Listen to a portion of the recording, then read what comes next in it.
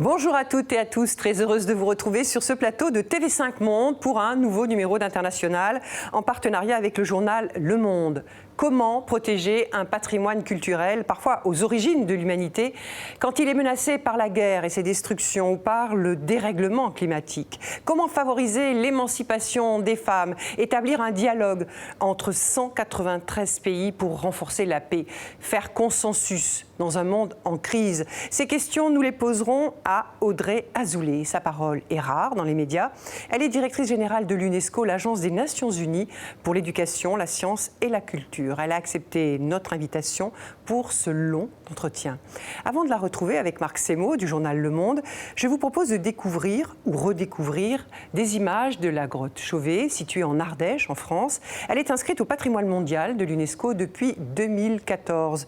Une grotte ornée de dessins d'animaux, des fresques qui remontent à plus de 32 000 ans, des dessins à la modernité étonnante. On regarde.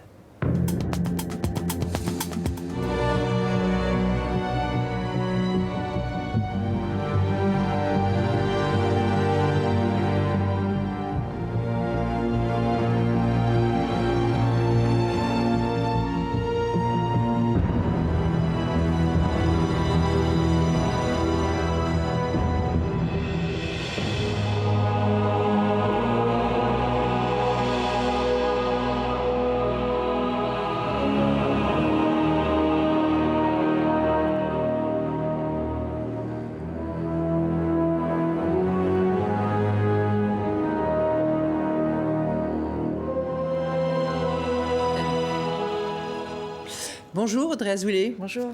Merci beaucoup d'avoir accepté de répondre à nos questions, celles de TV5 Monde et celles du journal Le Monde avec Marc Semo. Bonjour. Vous avez cité dans votre discours la grotte Chauvet, dans votre discours d'investiture à l'UNESCO. Vous l'avez visitée en tant que ministre de la Culture. Et ces dessins, aviez-vous dit, portent un message. Ils sont, avez-vous dit dans votre discours, le symbole de notre unité, au-delà de nos différences, qu'elles soient des différences dans le temps chronologique, des différences de culture, des différences géographiques. Alors, j'ai envie de vous demander, Audrey Azoulay, comment on peut, vu l'état du monde aujourd'hui, vu l'état des antagonismes qui dominent, pourquoi croyez-vous en cette unité plutôt qu'en ces différences? D'abord, je vous remercie d'avoir montré ces images et de les faire partager.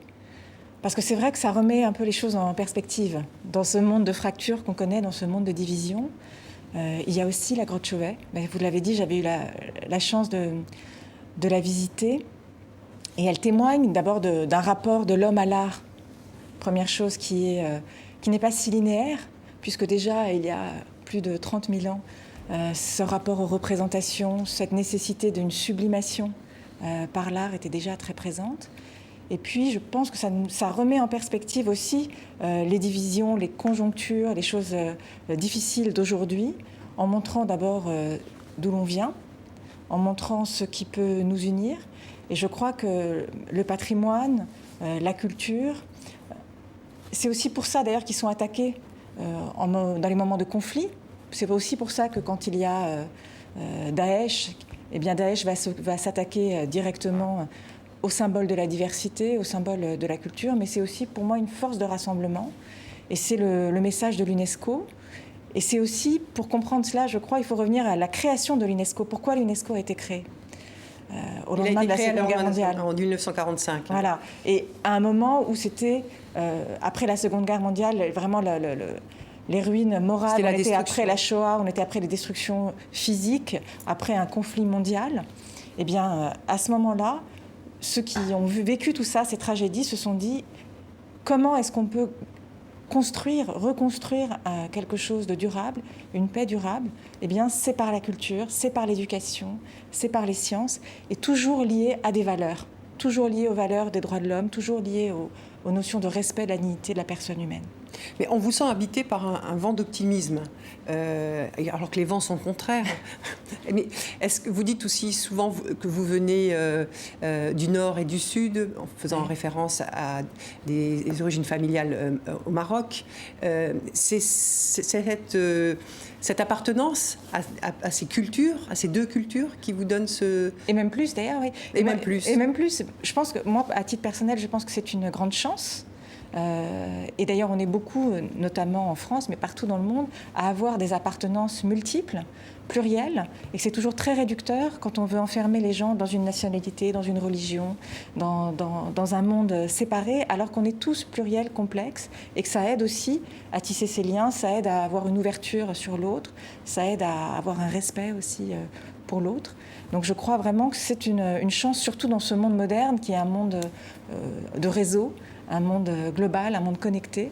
Avoir ces appartenances plurielles peut permettre d'avancer. Et en croire en la différence.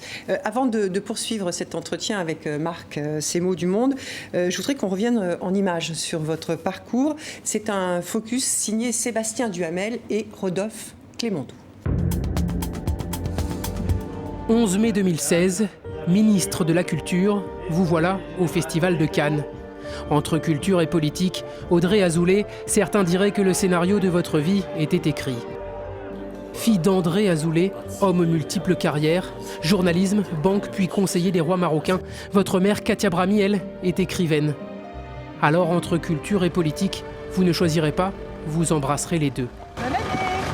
Après de brillantes études, Sciences Po, l'ENA notamment, et plusieurs postes de hauts fonctionnaires, c'est dans le monde du cinéma que vous vous faites une place. Pas à l'écran, malgré une apparition en 2004 dans le film Le Grand Rôle. Ce que veut M. Grischenberg, c'est faire renaître la grande tradition de la dramaturgie yiddish. Mais au CNC, le Centre national de cinéma, durant 8 ans, vous occuperez plusieurs postes avant d'en prendre la direction générale. De 2014 à 2016, vous voilà dans l'ombre du président François Hollande comme conseillère chargée de la culture et de la communication.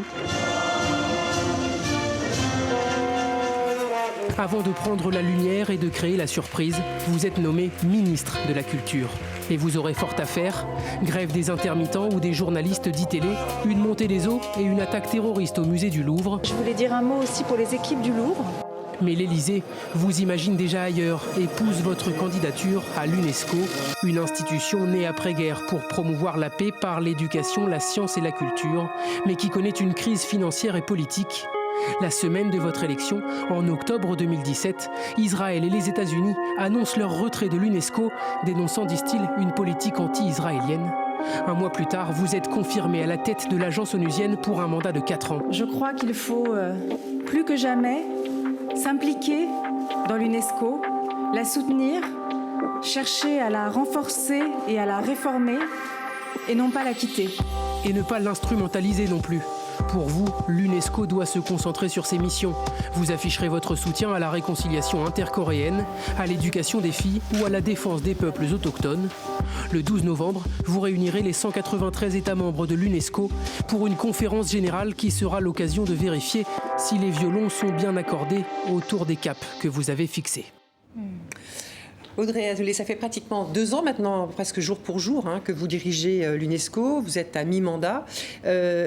Quand on vient de le dire, quand vous avez pris vos fonctions, l'UNESCO connaissait une crise profonde, à la fois financière, à la fois politique.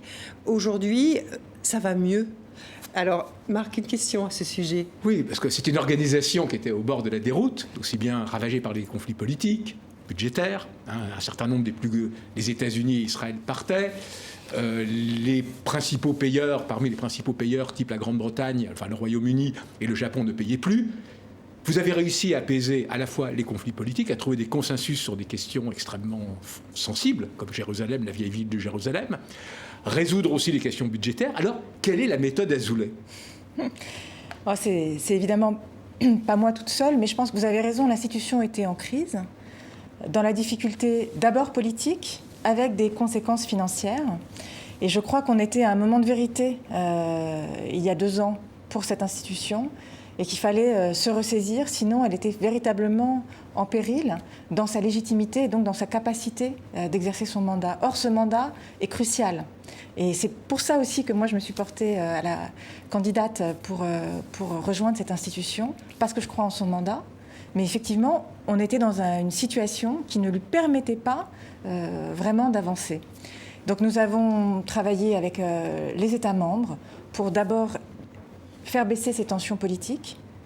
C'était peut-être le plus délicat et en même temps c'était le plus nécessaire parce que de là a découlé, si vous voulez, une amélioration aussi de la situation financière en faisant revenir à la table et aussi au budget ceux qui s'en étaient éloignés, du moins temporairement, en essayant de bâtir des consensus sur les questions les plus délicates et puis aussi en appelant les États à s'engager au-delà de leur contribution obligatoire, autour de projets, autour d'initiatives que nous avons lancées pour réinscrire l'UNESCO dans le XXIe siècle. Alors, de ce point de vue, c'est quand même un succès étonnant qui doit être encore confirmé par la conférence générale. Mais alors que les Nations Unies vont mal financièrement, vous avez réussi à obtenir des États que leur contribution obligatoire soit augmentée. Vous avez un budget en augmentation qui passe à 534 millions au lieu de 510 ou 518, je ne me souviens plus, avant.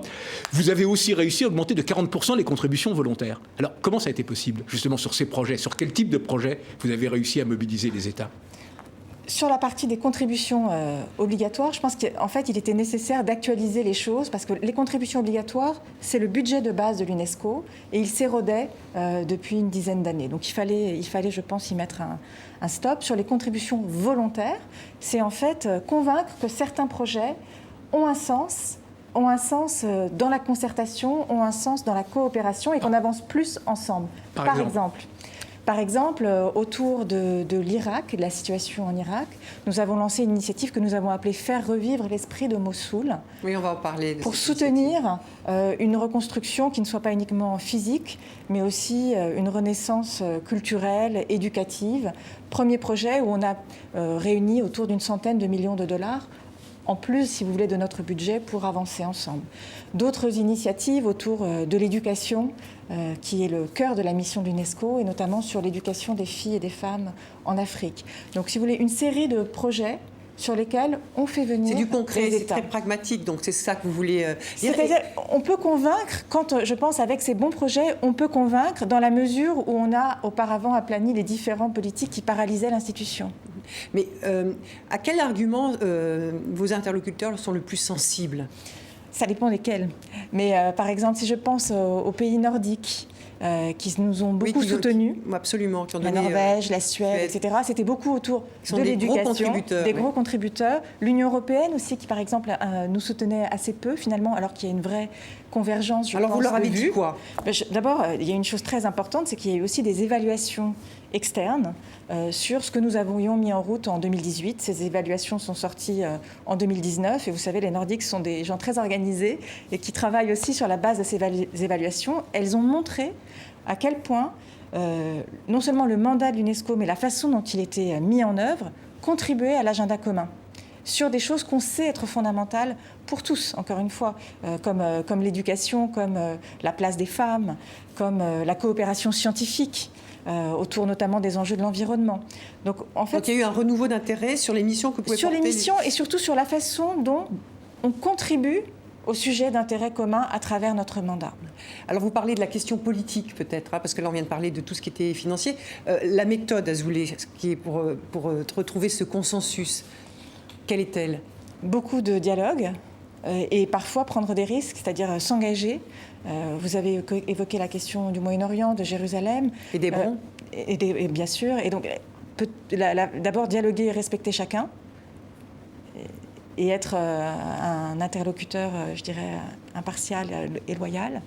Respecter la parole de chacun, les entendre et proposer des consensus. Ne pas laisser les parties uniquement face à face, mais proposer des solutions et discuter avec chacun. Beaucoup de médiation. Oui, vous avez vraiment voulu jouer un rôle de médiation active, ce qui était assez rare dans le passé de la part d'un directeur général. Ce qui n'était pas l'habitude, et en même temps qui me semblait nécessaire parce qu'on était dans une telle situation de blocage. Et ça a été possible parce que nos interlocuteurs l'ont bien voulu. C'est-à-dire les parties concernées par ce sujet l'ont bien voulu et m'ont fait confiance. Et donc vous êtes arrivé par exemple à un consensus sur la vieille ville de Jérusalem? un consensus sur les décisions qui sont prises au Conseil exécutif de l'UNESCO et dans nos différentes instances. Ce n'est pas pour autant qu'on a une contribution majeure aujourd'hui aux tensions qui sont là-bas, mais au moins on n'ajoute pas de la division à la division et on peut être une plateforme de dialogue. C'est déjà ça. Mais en ce qui concerne Israël, Israël est sorti de l'UNESCO. Quelles sont les relations aujourd'hui alors que vous pouvez avoir avec ce pays, sachant qu'il n'est plus au sein de l'enceinte de l'UNESCO? Oui, malheureusement, à la fois Israël et les États-Unis ont annoncé, comme cela avait été rappelé dans le petit sujet que vous avez passé, ont annoncé leur départ juste avant d'ailleurs mon arrivée. Moi, je l'ai regretté, je l'ai dit très clairement au début. Oui. Je trouve que c'est une erreur.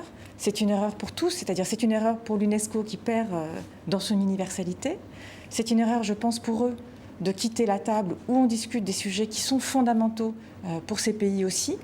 Pas uniquement les questions qui sont liées à ce qui se passe sur leur territoire, mais de façon générale, participer à la discussion collective, la conversation mondiale et aussi l'action mondiale sur des sujets comme l'éducation, les sciences, la culture, ça n'a pas de sens pour ces pays-là. Les États-Unis avaient déjà quitté l'UNESCO depuis 2011, en fait, même avant, encore avant ça, ils avaient quitté dans un moment de leur histoire l'UNESCO, puis ils étaient revenus. Oui, voilà. Donc c'est la deuxième fois. Depuis 2011, ils étaient, je dirais, sur vraiment le bout de la chaise parce qu'ils ne payaient plus leur contribution. Alors il faut rappeler pourquoi. C'est parce que en 2011, l'UNESCO a admis comme membre à part entière la Palestine, et à ce moment-là, les États-Unis, en vertu d'une loi interne, ont cessé immédiatement de financer l'UNESCO. Donc ça date en réalité de la présidence de Barack Obama. Est-ce qu'on peut imaginer aujourd'hui, alors avec la présidence de Donald Trump, c'est peu imaginable, mais que malgré tout, après lui, les États-Unis reviennent dans l'UNESCO? Est-ce que vous le souhaitez? Moi, je le souhaite clairement, il n'y a aucun doute là-dessus, mais c'est leur choix souverain et surtout, on ne va pas les attendre. C'est-à-dire l'UNESCO continue à avancer et c'est ce que vous avez dit le montre bien. L'UNESCO continue à avancer, c'est leur choix, je souhaite qu'ils reviennent, mais en même temps, on ne va pas les attendre. Aujourd'hui, le premier contributeur, c'est la Chine? C'est la Chine, le Japon dans les contributions obligatoires, absolument. Ça, Chine, aussi, Japon, Allemagne et France, quatrième bailleur. Oui. On pourrait faire mieux?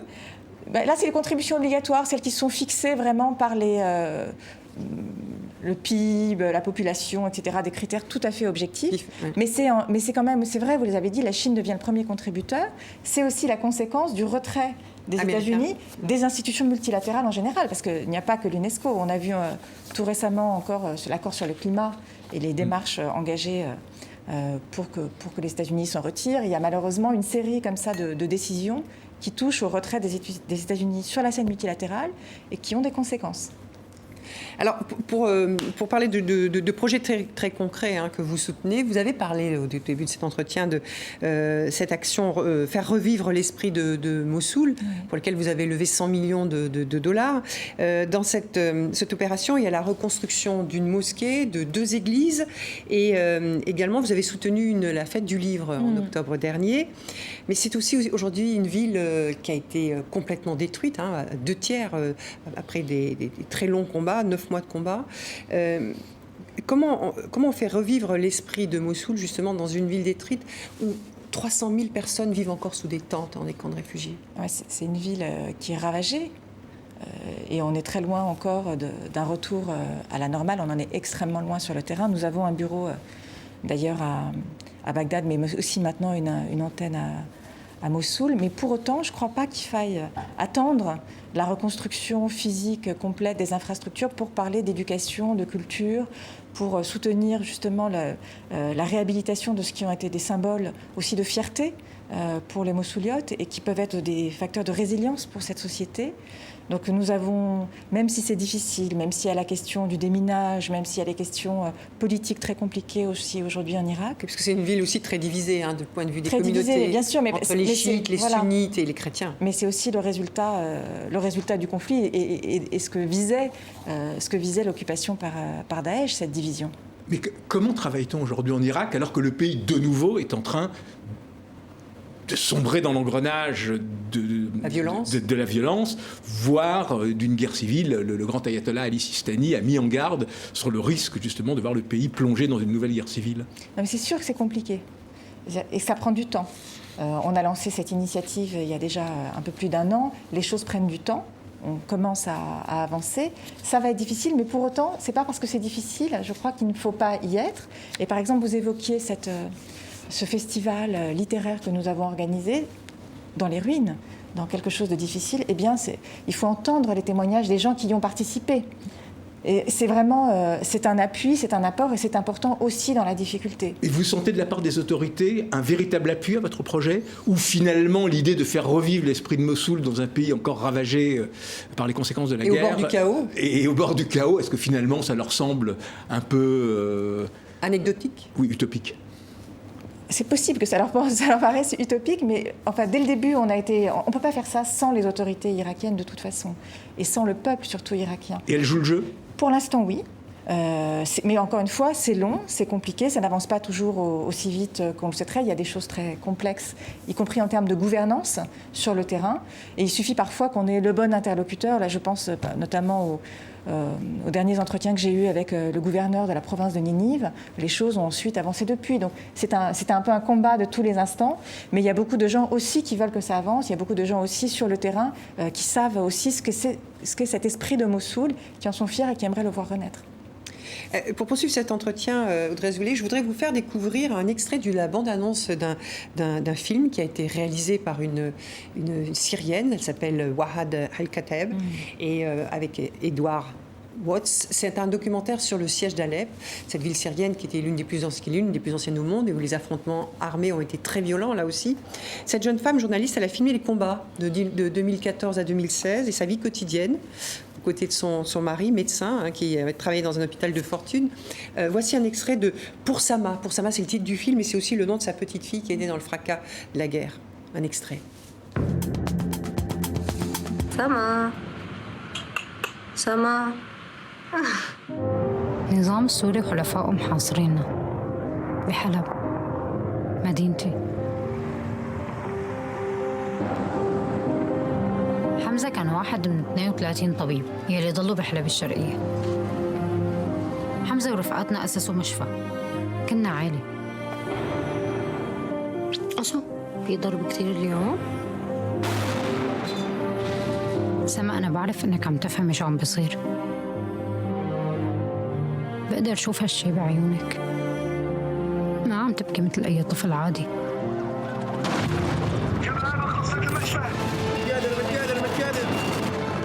على فكرة أنت باليوم اللي قلت لنا المشفى ما بينقسم لسه عم صور. هذا الشيء اللي عم بيخلي معنى لوجودي.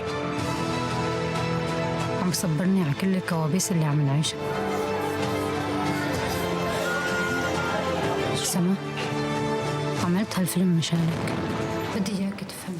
Audrey Azoulay, vous avez entendu parler de ce film? Bien sûr. Vous ne l'avez pas encore vu? Pas encore vu, mais ça montre. Enfin, je ne l'ai pas encore vu, donc je ne peux pas en parler. Mais déjà, une réaction à ces premières images, à cette bande-annonce. D'abord, ça a l'air déchirant, comme bien souvent ce qu'on voit, ce qu'on entend sur le conflit syrien et son lot de souffrances et de tragédies. Mais ça me touche aussi par le pouvoir de la caméra, c'est-à-dire le fait de filmer cette femme qui a filmé à la fois Alep, ce qui se passait à Alep et son histoire personnelle. Je crois que son mari est aussi un homme très courageux. Et ce qu'elle permet de nous... Le pouvoir, je reviens à ce que j'aime aussi, le cinéma, c'est-à-dire le pouvoir de la caméra pour faire partager, pour transmettre, pour témoigner, et aussi probablement, elle, pour la soutenir pendant ces moments incroyablement difficiles. Oui, elle l'a dit d'ailleurs, que c'était pour elle essentiel de pouvoir filmer pendant tout ce siège d'Alep. D'ailleurs, ce film a été primé à Cannes. Il a eu l'œil d'or, la distinction. Sur le documentaire, qui est une distinction importante. Et encore une fois aussi, le documentaire, le pouvoir du documentaire, le pouvoir du cinéma, je le vois moi dans beaucoup d'aspects encore aujourd'hui, même à l'UNESCO. Grâce à ces images, on entre aussi dans l'imaginaire collectif et on pèse parfois plus qu'un discours dans une institution. L'UNESCO se mobilise pour mettre fin à l'impunité des crimes commis contre les journalistes. Cette jeune femme est journaliste. Est-ce que vous seriez favorable, vous, à ce que les crimes contre les journalistes soient considérés comme des crimes de guerre aujourd'hui? et jugés comme tels. Ils peuvent l'être dans certains cas, évidemment. Oui, dans certains cas, mais d'une manière un peu... En tout cas, il y a une situation... par les Nations Unies, en tout cas, pour le faire de manière systématique. Alors nous à l'UNESCO, dans le système des Nations Unies, nous condamnons ces meurtres, évidemment, de façon systématique. Nous travaillons aussi sur un sujet... parce que non seulement il y a beaucoup de meurtres de journalistes, ce qui est intéressant... Là, on voit une zone évidemment de conflit comme la Syrie, mais la majorité des meurtres ne sont pas dans des zones de conflit. 53% sont effectivement et ça, commis dans des zones hors conflit. C'est une tendance malheureusement nouvelle et qui monte.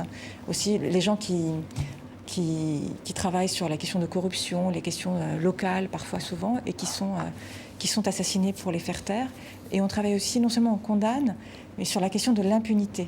Parce que dans 9 cas sur 10, il n'y a pas de solution, il n'y a pas de condamnation judiciaire après ces meurtres. Donc ça envoie un message à la société qui est absolument terrible, et qui est non seulement terrible vis-à-vis de ces gens qui sont assassinés, mais vis-à-vis de la société tout entière, et de sa capacité à être une société éclairée par le travail de la presse. Vous dites que vous travaillez, mais au-delà de la condamnation, qu'est-ce que vous proposez comme piste qui permettrait justement de sortir de cette impunité ? La condamnation, ce n'est qu'une toute petite partie finalement du travail de l'UNESCO sur ce sujet de la liberté de la presse et du travail pour la protection des journalistes.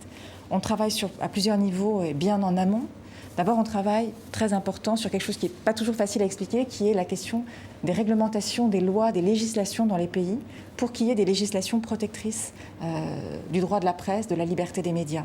Ça, c'est un travail fondamental que nous faisons à travers le monde, avec les gouvernements, aussi avec les cours de droits de l'homme à travers le monde. On le faisait encore récemment en Amérique latine, travailler là-dessus. Et puis on a un certain nombre de programmes de soutien au journalisme. Tout récemment, nous venons avec d'ailleurs le Canada et la Grande-Bretagne de créer un nouveau fonds pour la défense des médias qui, par exemple, peut les accompagner lorsqu'ils sont accusés et qu'ils ont des procès sous tous les prétextes possibles pour les faire taire, ou aussi pour soutenir des organisations de journalistes qui vont ensuite continuer les enquêtes sur lesquelles travaillaient les journalistes qui ont été... fonds d'investigation qui est né là-dessus. Au-delà de la question des journalistes, Audrey Azoulay, on parle de la Syrie là, avec ce documentaire. Comment l'UNESCO travaille avec ce pays, et est-ce que le président syrien, Bachar el-Assad, est un interlocuteur comme un autre pour l'UNESCO ?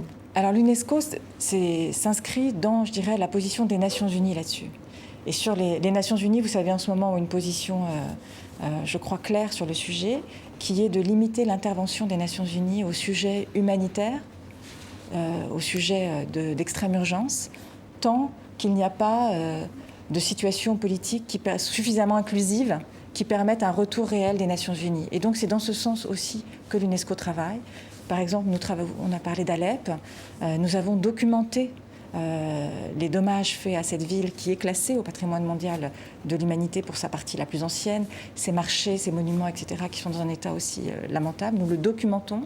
Nous travaillons avec les spécialistes syriens, mais plutôt à l'extérieur, depuis d'autres pays, et nous veillons, nous, à chaque fois, à travailler avec tous. Et on ne veut surtout pas cautionner quelque chose qui serait un travail avec une partie seulement, et notamment celle du régime actuel. Et sur Palmyre, par exemple ? Sur Palmyre, c'est la même chose. Aujourd'hui, c'est la même chose. On est plutôt sur la préparation d'un soutien une fois que les conditions politiques le permettront. Donc on travaille, on va d'ailleurs réunir des experts sur Palmyre bientôt à Paris pour être prêt et pour être là aussi aux côtés des Syriens quand ce sera possible. Au moment où les conditions auront été rétablies d'un processus de paix inclusif. Absolument. Parce qu'il y a beaucoup de destructions qui ont été commises aussi par les forces armées du régime. Absolument, absolument.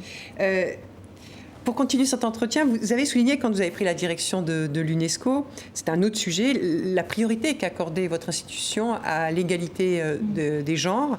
Et il y a une statistique qui est têtue, que j'ai retenue, c'est que 2/3 des analphabètes dans le monde aujourd'hui sont encore des femmes. Et alors que l'analphabétisme recule. Pourquoi les statistiques sont aussi têtues, et pourquoi ce pourcentage ne bouge pas ? Vous menez des actions à l'UNESCO, pourquoi ça ne marche pas ? D'abord, la situation, vous dites, et bien sûr l'alphabétisation progresse dans le monde, C'est tout à fait exact, il y a eu des progrès spectaculaires en 20 ans, mais il reste aujourd'hui, dans l'accès à l'éducation et dans la durée d'éducation, des énormes inégalités entre les hommes et les femmes dans certaines régions du monde, notamment l'Afrique subsaharienne et certaines régions d'Asie. Donc on a encore aujourd'hui des zones de création de ces inégalités, sans parler du fait que les femmes adultes qui n'ont pas eu la chance de pouvoir apprendre à lire et à écrire, eh bien elles gardent ce handicap toute leur vie. C'est d'ailleurs la raison pour laquelle nous travaillons aussi avec les femmes et pas uniquement avec les filles, mais aussi avec les femmes pour... parfois sur leur lieu de travail. Je m'étais rendue par exemple au Cambodge dans une usine pour aussi créer des programmes pour que les femmes adultes aussi puissent apprendre à lire et à écrire. Mais si on revient à la création du problème, c'est la question des inégalités aujourd'hui persistantes entre les filles et les garçons à l'école, notamment dans la durée et le fait de finir le secondaire, et avec aujourd'hui 132 millions de filles qui ne sont pas à l'école. Et les 3/4, ce sont des adolescentes. Parce que c'est l'adolescence, cet âge particulièrement fragile, où pour beaucoup de raisons, les filles quittent l'école, soit pour des raisons qui sont liées à la puberté, à l'adolescence, aux capacités d'avoir des toilettes séparées, d'avoir une possibilité d'aller à l'école à tout moment, y compris pendant leurs règles. Ça peut être aussi des grossesses précoces ou des mariages forcés. Ces questions-là existent encore aujourd'hui. Et ces inégalités, c'est une question de développement ou c'est plus des questions de mentalité, de culture qu'il faut faire évoluer ? Comment vous travaillez sur ces questions ? C'est beaucoup, on travaille beaucoup alors, sur, encore une fois, des questions de droit d'abord. Le droit, et c'est important d'établir aussi ce droit à l'éducation, qui est aussi le droit des femmes à l'éducation, le droit des filles à l'éducation. Et puis sur les programmes scolaires, sur les stéréotypes qui peuvent être de genre qui font qu'il y a beaucoup moins de filles dans les carrières scientifiques, et ce qui nous promet un avenir dans le monde des algorithmes absolument déséquilibré. Et ça va être aussi sur des programmes, par exemple, adaptés à chaque situation, pour permettre, je ne sais pas, dans un moment où il y a un conflit dans une région, que les filles puissent, et les filles, d'ailleurs là les garçons, puissent avoir quand même toujours un lien avec l'école. Travailler sur la formation des enseignants aussi, qui souvent ne prend pas en compte cette inégalité qui est pourtant toujours là et qui engage l'avenir du continent et donc du monde, je pense. Oui, alors peut-être c'est moins votre fonction à l'UNESCO, mais vous avez des liens familiaux avec le Maroc. Il y a eu cette actualité autour de cette jeune femme qui a été emprisonnée, accusée d'avoir avorté. Elle a été libérée, graciée par le roi. J'aimerais avoir votre regard sur l'émotion que cette affaire a provoquée, notamment chez les femmes dans ce pays, au Maroc. Oui, il y a eu des réactions très fortes des femmes et hommes marocains qui ont exprimé leur vision de ce cas, et à travers ce cas, du fait qu'il y avait encore des lois, des législations rétrogrades par rapport à l'évolution de ce pays. Et je crois que la décision du roi du Maroc de gracier cette jeune femme a été bienvenue, mais il y a un processus peut-être aussi de modernisation du pays et des lois qui prend du temps, des mentalités. Les choses ne se font pas du jour au lendemain. Mais je crois qu'il était très important que cette décision du roi soit prise. Peut-être deux petites questions sur la France, même si l'UNESCO c'est multilatéral, mais vous connaissez bien le milieu du cinéma. Ces derniers jours, l'actrice Adèle Haenel a révélé avoir été victime d'attouchements et de harcèlement sexuel de l'âge de 12 à 15 ans, des faits qui auraient été commis par le réalisateur du film. On avait un peu le sentiment qu'il y avait comme une loi du silence sur ce qui se passait sur ces questions-là dans le cinéma en France. Ça en est fini, selon vous, de cette loi du silence? Et déjà, j'aimerais avoir votre réaction à cette affaire. Moi, je ne sais pas si c'est quelque chose de spécifique au milieu du cinéma. À mon avis, les violences sexuelles sur les enfants et les adolescents, on n'en est qu'au début de ce qu'on va découvrir. On avait l'impression que dans le cinéma, en France, il n'en était pas question. Alors que ça, avec l'affaire MeToo, on avait... Moi, je n'ai pas eu cette impression-là. Vous n'avez pas eu le sentiment? Et je pense que cette question particulière, d'abord du harcèlement sexuel, du sexisme, mais plus particulièrement des violences sur les enfants et les adolescents, elle est partout. Elle n'est pas que dans le cinéma, et à mon avis, on en est encore une fois qu'au début de ce qu'on va mettre à jour là-dessus. C'est un problème qui concerne la société tout entière. En revanche, et là où je trouve qu'Adèle Haenel est très courageuse, être une actrice comme elle est, reconnue, visible, etc., prendre la parole sur quelque chose qui est très intime et qui probablement était en elle et depuis toutes ces années, même si elle est encore une femme très jeune, je trouve que c'est très courageux et que ça peut aider la société tout entière à évoluer. Ouais. Peut-être une dernière question sur la France. Vous êtes issu d'une famille qui prône le dialogue interreligieux. Vous dites n'avoir jamais, dans votre jeunesse, eu de souvenirs de querelles identitaires. J'aimerais savoir comment vous réagissez à ces débats qui agitent la société française autour de la question du voile. On a vu cette affaire avec cette mère de famille interpellée en un conseil régional. Régional, absolument. Bon, les images étaient absolument choquantes, en tout cas pour moi, c'est-à-dire cette humiliation publique n'avait vraiment est tout à fait condamnable. Vous avez été choquée par ces images. Oui, de voir, tout le monde l'a été, je crois, de voir cet enfant dans les bras de sa mère humiliée en public. Oui. En revanche, je pense que c'est un débat et la façon dont il est mené, ce type de provocation, qui est un piège, comme moi je me souviens aussi du temps où j'étais au ministère de la Culture, la question du burkini, etc. Je crois que c'est un piège qui ne fait que monter deux positions antagonistes extrêmes qui se nourrissent l'une et l'autre. Je crois que c'est vraiment... celle de l'extrême droite. C'est tout bénéfice, à la fois pour les islamistes les plus radicaux et pour l'extrême droite. Donc, je pense que c'est une radicalisation qu'il faut à tout prix éviter. Vous avez, alors on va revenir à l'UNESCO, vous avez publié une tribune le 23 septembre dernier dans Jeune Afrique pour alerter sur les périls qui menacent les écosystèmes, tous les grands écosystèmes de la planète. Vous avez appelé à un plan d'urgence et d'investissement massif pour la protection des zones les plus menacées du patrimoine mondial naturel. Alors on se dit, c'est pas trop dans le registre de l'UNESCO ce chapitre-là. Pourquoi vous vous mobilisez sur ces questions?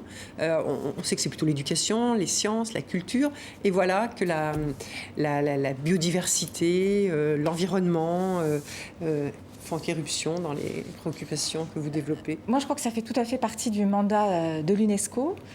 Quand on parle de biodiversité ou de climat, on a besoin des sciences, on a besoin de mobiliser la culture aussi, on a besoin d'éducation. Et d'ailleurs, l'UNESCO, en réalité, le fait depuis assez longtemps. Et elle le fait sur chacun des piliers de ses missions. L'UNESCO protège d'abord des zones du patrimoine mondial naturel. Vous dites que ça équivaut à la superficie de la Chine. Ouais, quand on additionne les zones du patrimoine mondial naturel et aussi les réserves de biosphère, qui sont des zones où on protège aussi l'environnement, la nature. Donc il y a ces zones protégées. Il y a tout ce qu'on peut faire et apporter par la coopération scientifique. On a des programmes extraordinaires de coopération scientifique sur l'eau douce, sur les océans. Ce sont des choses essentielles pour parler de biodiversité, pour parler de climat. Mais aussi l'éducation. Si on veut que les comportements changent dans la durée, il faut aussi mieux inclure dans l'éducation la question de la prise en compte de l'environnement, ce à quoi on travaille aussi. Donc je crois qu'on peut et on doit contribuer à ce sujet qui est le sujet de tous, à travers nos différentes missions. Oui, ça fait autant partie du patrimoine que la culture ou que le patrimoine immatériel, un certain nombre de traditions. Et c'est très lié. Beaucoup de traditions du patrimoine immatériel sont liées à notre rapport à l'environnement et notre rapport à la nature. Donc je crois qu'il ne faut pas séparer artificiellement les choses. Quand des zones de patrimoine naturel disparaissent avec elles aussi certaines formes de culture. Tout ce qui va autour. Absolument. Et de diversité. Vous avez pris position d'ailleurs pour la préservation des populations autochtones, qui sont essentielles, on le sait, dans la protection de la biodiversité. Absolument. Là où c'est une toute petite partie de la population mondiale, mais elles abritent, là où elles vivent, elles abritent 80% de la biodiversité. Et puis elles ont des savoirs, ces savoirs autochtones dans le rapport à la gestion de l'environnement, qui contribuent aux solutions qu'il faut peut-être redécouvrir et réinventer. C'était d'ailleurs notre contribution, celle de l'UNESCO, au premier rapport mondial sur la biodiversité qui a été rendu public au printemps dernier. Oui, vous aviez contribué. Mais alors, par exemple, sur cette question-là, vous envisagez de mener des opérations comme faire revivre l'esprit de Mossoul. Vous voulez lever des fonds aussi. Qu'est-ce que vous avez des projets il y a eu au moment des feux en Amazone, mais ça peut arriver dans beaucoup d'autres situations. un débat qui a été un peu difficile entre la souveraineté nationale d'un côté, celle du Brésil, et puis la mobilisation d'autres pays, y compris de la France, oui, ça a provoqué sur le fait de dire débats, c'est l'affaire de tous.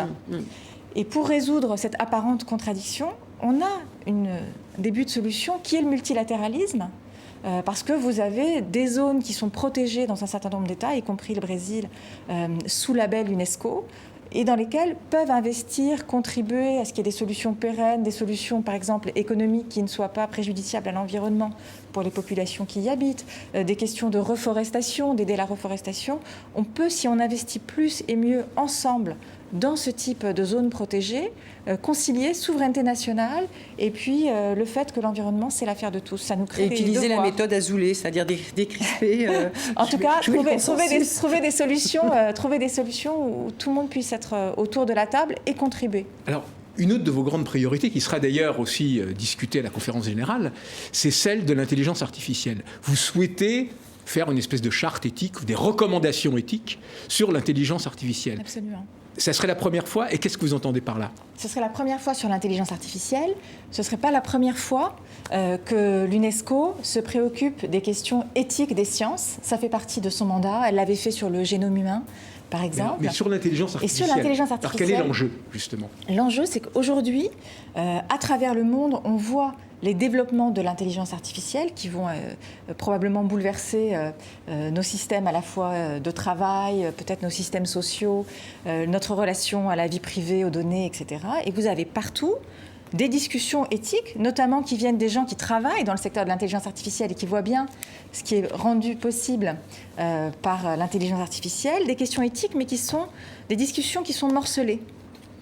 Et ce qui me semble nécessaire, et ce que les États membres, j'espère, décideront la semaine prochaine, c'est de dire qu'il faut une conversation mondiale et qu'il faut des principes communs à tous. Parce que si vous n'avez pas de principes communs à tous, en réalité, le système ne tiendra pas.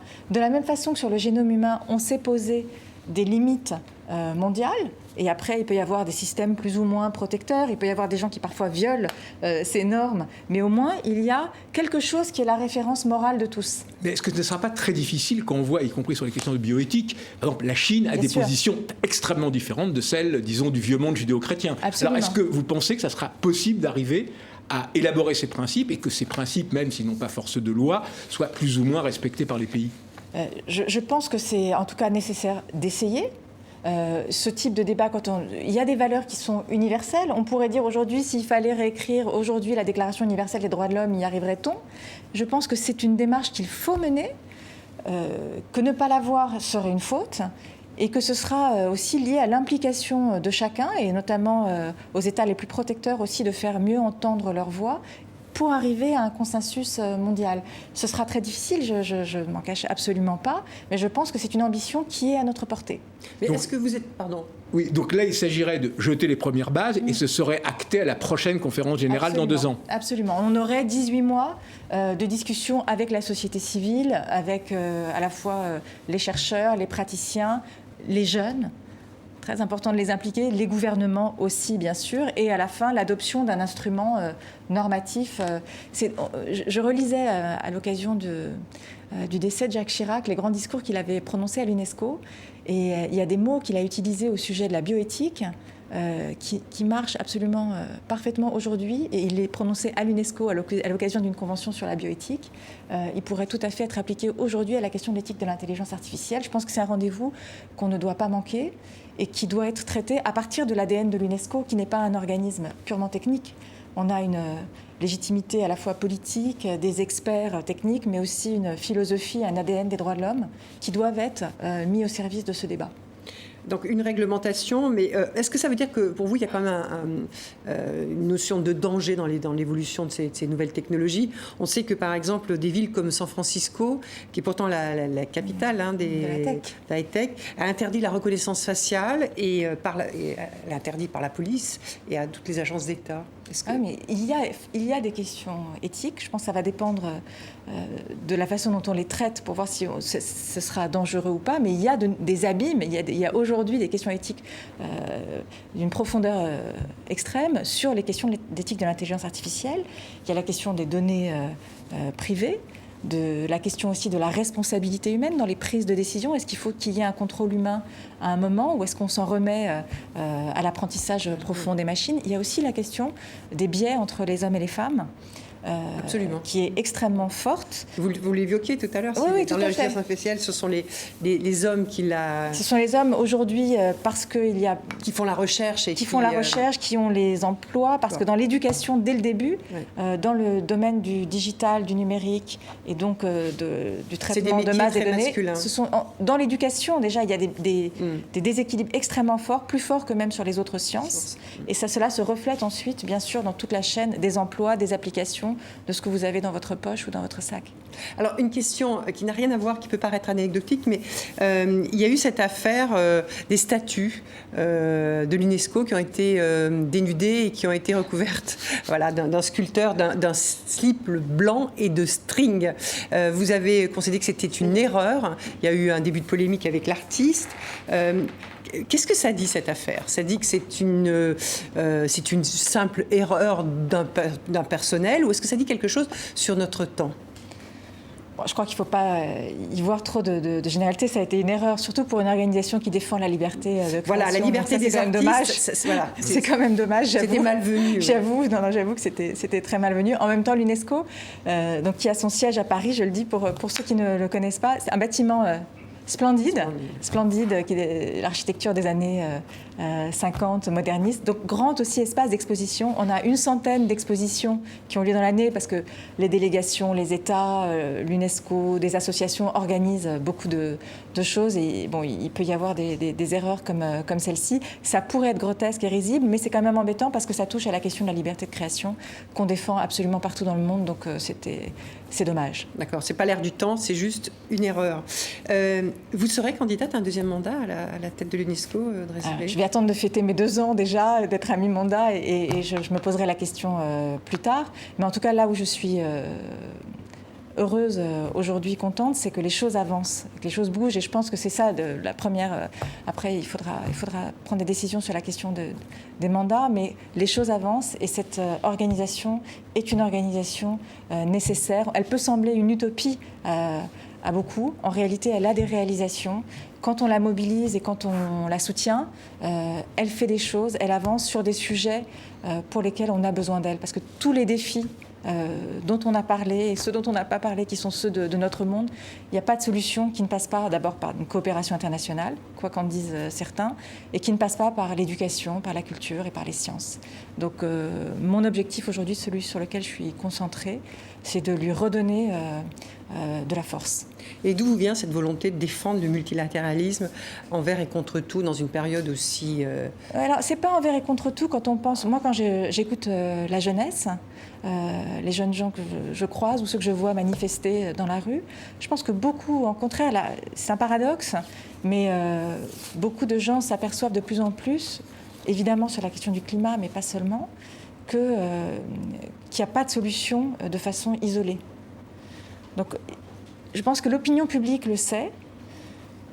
On est dans un moment politique qui n'est pas tout à fait celui-là parce que très compliqué, mais en même temps, j'ai assez confiance sur le long terme et sur le fait que c'est par là, si on arrive à être efficace, à avoir des actions tangibles, à être pas seulement une incantation, exactement, pas une incantation, mais dans l'action, je pense que cette vérité s'imposera. Et on dit souvent que quand la maison brûle, on appelle des femmes. On pourrait le dire à beaucoup de femmes qui sont passées à des moments difficiles, à des postes difficiles. J'étais précédée par une femme aussi à l'UNESCO dans ce poste. Et je crois que c'est important aussi de montrer que les femmes peuvent aussi s'attaquer au sujet difficile. Et assumer ses responsabilités. Ouais. Merci beaucoup, Audrey Azoulay. Nous arrivons au terme de cet entretien. Merci à vous. Merci beaucoup d'avoir répondu aux questions de TV5 Monde, à celles de Marc Semo du journal Le Monde, partenaire de cette émission internationale. Merci à vous tous pour votre fidélité. On se retrouve la semaine prochaine pour un nouveau numéro d'International. À très vite.